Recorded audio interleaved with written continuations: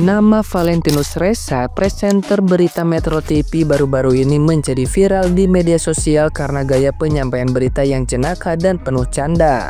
Gaya uniknya yang berbeda dari kebiasaan presenter berita ini menuai perhatian publik. Hal ini memicu kontroversi dari kelompok pemuda yang mengatasnamakan perisai kebenaran nasional. Dalam sebuah video yang beredar, seorang pria menyampaikan kritik terhadap gaya penyampaian Valentinus Reza yang dinilai tidak pantas untuk sebuah program berita. Diungkapkan bahwa gaya Valentinus Reza yang bercanda dinilai merusak tatanan moral siaran berita nasional. Selain itu, pria tersebut mengingatkan agar publik memperhatikan latar belakang media serta konteks politik yang terkait dengan siaran berita. Dia juga menyatakan kekhawatirannya terkait penyampaian berita yang dinilai bisa membentuk opini tertentu di masyarakat.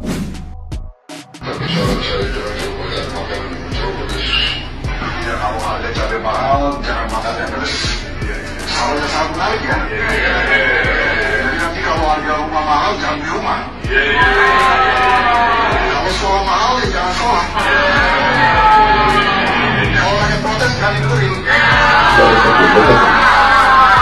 Kalau obat mahal, jangan sakit, mati aja langsung.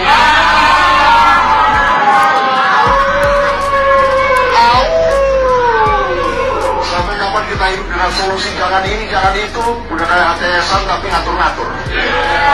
Seorang host dari Metro TV yang dimana harus jelas saya ucapkan, yang tadi saya lihat karena lewat di beranda saya. Saya ajak jajaran perisai kebenaran nasional, generasi muda yang mempunyai adik di rumah atau saudara, anak-anak remaja, dan saya punya anak remaja. Nah, gimana nih menurut netizen yang terhormat? Silakan berkomentar ya. Negara yang katanya menjunjung tinggi demokrasi, tapi giliran ada kritik malah dibungkam. Seorang presenter yang menyajikan berita fakta dengan gaya kocak malah dilaporin sama ormas. Lucunya, ormas yang seharusnya menjadi representasi suara rakyat, sekarang justru malah menjadi alat penekan buat mereka yang berani bersuara vokal. Monyet. Bro, ada presenter berita yang lagi viral. Bukan karena berita heboh, tapi karena gaya bawainnya tuh malah kayak stand up komedi. Netizen auto heboh. Jadi, namanya Valentinus Reza, presenter Metro TV di acara Mad Make Lab.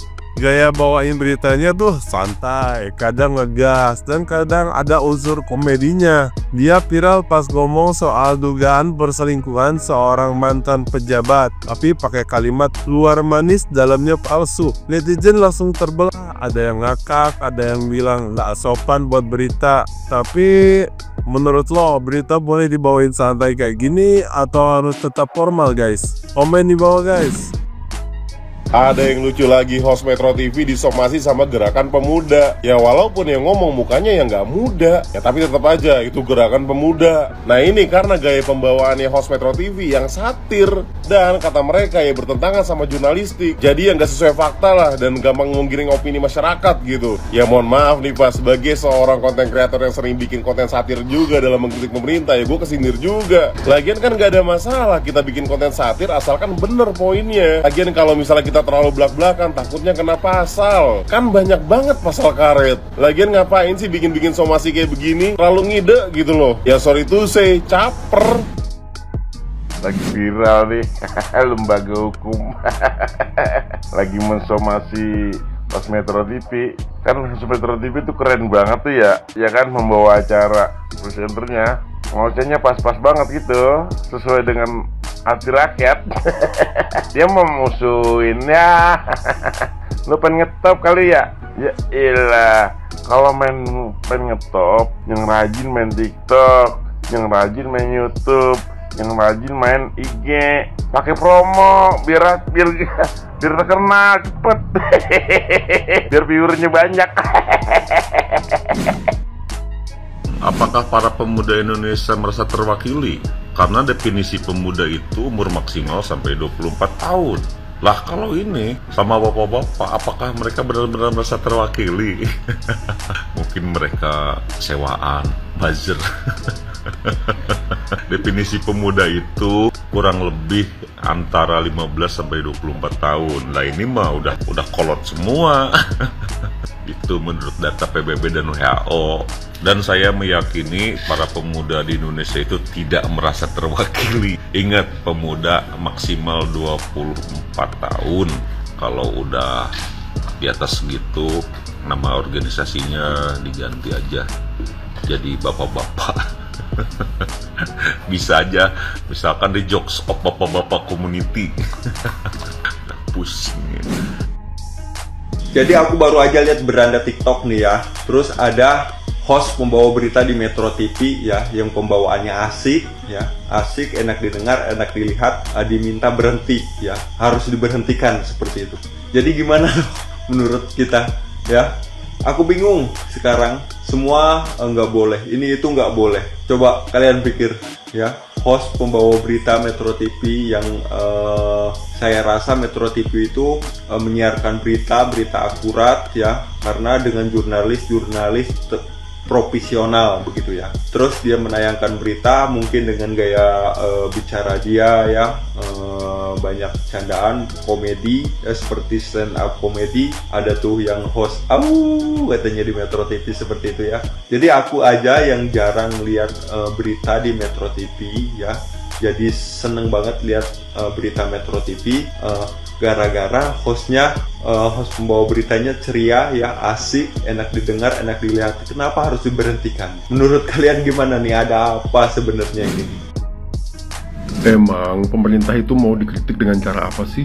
Dengan cara halus? Salah. Caranya keras? Salah. Kasar apalagi? Sebenarnya mungkin pemerintah ini, terutama Pak Prabowo ya, mungkin nggak apa-apa ya kalau ada kritikan dari masyarakat. Karena dulu Pak Jokowi itu pernah bilang bahwa kritikan itu adalah vitamin buat dia. Semoga di Pak Prabowo juga begitu. Tapi yang jadi masalah adalah para pendukungnya ini yang level lebihnya itu tinggi banget. Masyarakat mengkritik dengan baik, dengan halus, malah diserang. Pemerintah itu tetap butuh kritik, butuh saran dari masyarakat. Karena masyarakat sendiri yang langsung merasakan dampak dari kebijakan-kebijakan yang dijalankan oleh beliau. Bener nggak? Jadi kalau masyarakat menilai bahwa kebijakan yang dikeluarkan oleh pemerintah itu dirasa tidak tepat, kurang baik, ya nggak apa-apa masyarakat itu menyampaikan kritikan, menyampaikan saran kepada pemerintah supaya pemerintah itu bisa bebenah, bisa menjadi lebih baik, supaya program-program yang dicanangkan oleh pemerintah ini berjalan dengan baik, bukan malah diserang. Toh kritiknya tidak caci maki, kritiknya sopan, kritiknya sesuai dengan konteks, kritiknya adalah kritik kebijakan, bukan mencaci maki pribadi beliau. Masa ini cuma gara-gara host Metro TV melakukan kritik yang dibalut dengan komedi aja, bercandaan, ngamuk sih, marah sih? Nggak yakin Pak Prabowo begitu. Pendukungnya aja kayaknya yang begitu deh. Ini kalau dibiarin ya akan memperburuk citra Pak Prabowo. Nanti dianggap orang tidak bisa menerima kritikan. Ya nggak? Bagaimana kalau misalnya sampai pada demo bakar-bakar? Kalau misalnya kritikan secara halus aja dianggap sesuatu yang tidak pas, mau dengan cara apa? Kalau saya sendiri lebih seneng ya menyampaikan hal-hal yang tidak pas atau kritikan-kritikan itu yang melalui hal-hal cara-cara yang baik, seperti yang dilakukan mungkin host Metro TV ini dan beberapa orang lainnya. Bukan dengan cara misalnya demo bakar-bakar, itu menurutku itu nggak pas, karena pasti mengganggu kepentingan masyarakat, mengganggu kepentingan umum kan, dan akan membuat poin-poin yang ingin disampaikan kepada pemerintah ini jadi bias, jadi kabur, tertutup oleh berita huru-haranya. Jadi para pendukungnya Pak Prabowo juga boleh anti kritik. Walaupun kalian mendukung, kalau memang dirasa ada sesuatu yang nggak pas, nggak apa-apa kalian juga menyampaikan kritik dan saran. Itu tugas kalian, tugas kita semua sebagai masyarakat Indonesia.